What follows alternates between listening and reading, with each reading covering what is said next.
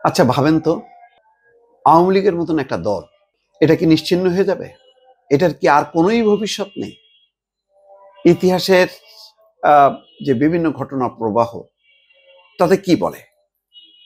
আর বাংলাদেশের রাজনীতির অভিজ্ঞতা গত 50 বছর বা তারও বেশি, 100 বছর যদি হিসাব করেন, তাতে হ্যাঁ, অনেক প্রতিষ্ঠিত রাজনৈতিক দল নাই, যেমন মুসলিম লীগ নাই, ভাসানী নেপ মাওলানা ভাসানীর ন্যাশনাল আওয়ামী পার্টি, একসময় কিন্তু আওয়ামী লীগের প্যারালাল ভাবা হতো ন্যাশনাল আওয়ামী পার্টি, মাওলানা ভাসানী যার নেতৃত্ব দিতেন, সেই ভাসানীর ন্যাপও নাই, মুসলিম লীগও নাই।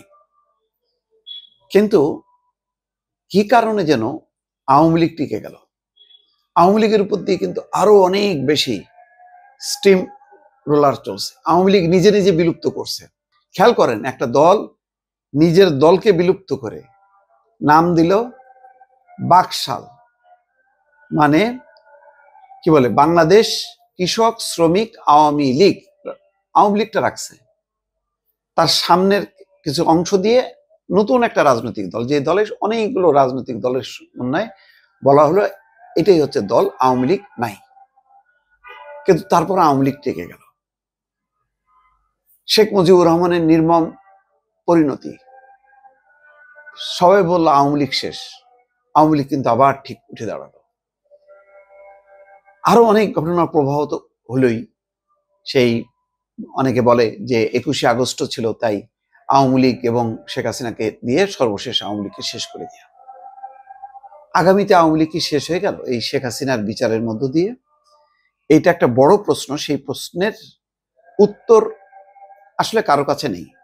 মহিউদ্দিন আহমেদ, লেখক গবেষক, তিনি একটা লেখা লিখেছেন, হাসিনার সাজার পর আওয়ামী লীগের রাজনীতির ভবিষ্যৎ কি? আওয়ামী লীগ কিন্তু এবার সত্যি সত্যি যত রকম তার উপর দিয়ে, ধরেন আওয়ামী লীগের বয়স কত, বয়সটা দেখেন, 76 বছর পার হয়ে গেছে। শেখ হাসিনার বয়স কত? শেখ হাসিনার বয়সও কিন্তু কম না, 77-78 বছর বয়স তার, মানে প্রায় 80-র কাছাকাছি চলে আসছে। এবং এই দলে প্রধানমন্ত্রী এবং বিরোধী দলের নেতা হিসেবে ক্ষমতার কেন্দ্রে ছিলেন 27 বছর।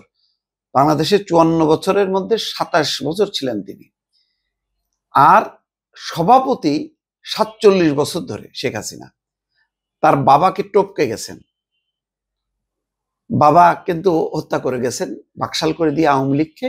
কিন্তু তারপরে আওয়ামী লীগ আবার প্রয়াত প্রেসিডেন্ট জিয়াউর রহমানের হাত ধরে আবার পুনর্জীবিত হয়েছে। তখন কিন্তু তারা বাকশাল নাম দেয়নি, কারণ বাকশাল তখন এত ঘৃণিত একটা নাম, দল ছিল, যে এটা নিয়ে রাজনীতি করা যাবে না, কারণ এটা ছিল একদলীয় স্বৈরতন্ত্রের একটা প্রতীক। বাকশাল মানে হচ্ছে যে দলটা সমস্ত গণতান্ত্রিক রাজনীতি নিষিদ্ধ করে দিয়ে একটা দল করছে।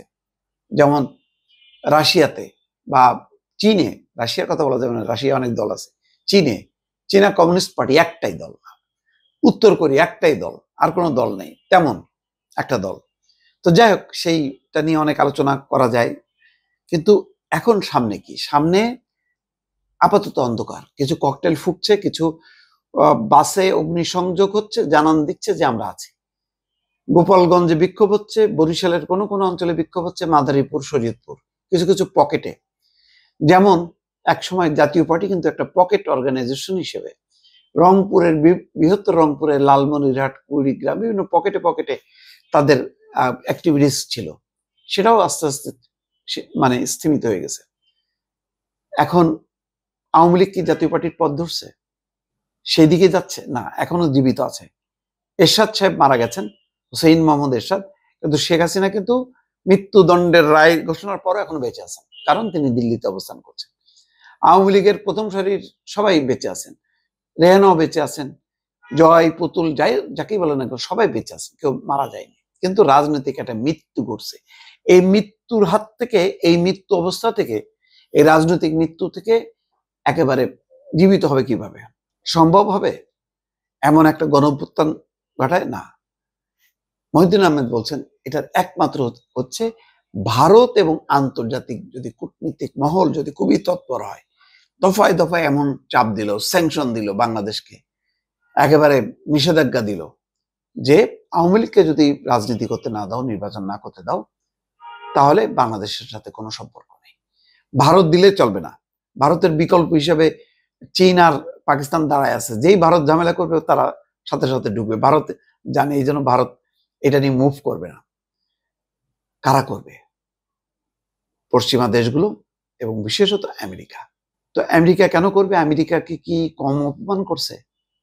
যদিও এটা বলা যায় সেটা ডেমোক্রেটরা, সেই কি বলে বারাক ওবামার দল বা এই জো বাইডেনের দল, তারা, হিলারি ক্লিন্টনের দল, কিন্তু ট্রাম্প তো করেনি। কিন্তু ট্রাম্প কি এই সমস্ত বাংলাদেশ নিয়ে তার কোন চিন্তা আছে?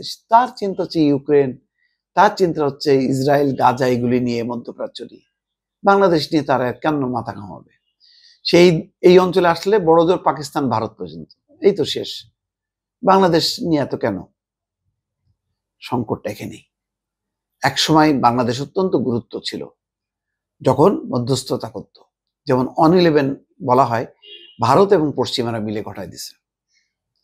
সেই রকম অবস্থায় যদি ভারত যদি নিয়ে আসতে পারে পশ্চিমা শক্তিকে, তাহলেই সম্ভব। তা নাহলে আপাতত তার নির্বাচন, বাংলাদেশে রাজনীতি করা, কোনো কিছুই আর আপাতত সম্ভব না। এটাই হচ্ছে মহিউদ্দিন আহমেদ তার কলামে লিখেছেন। দর্শক।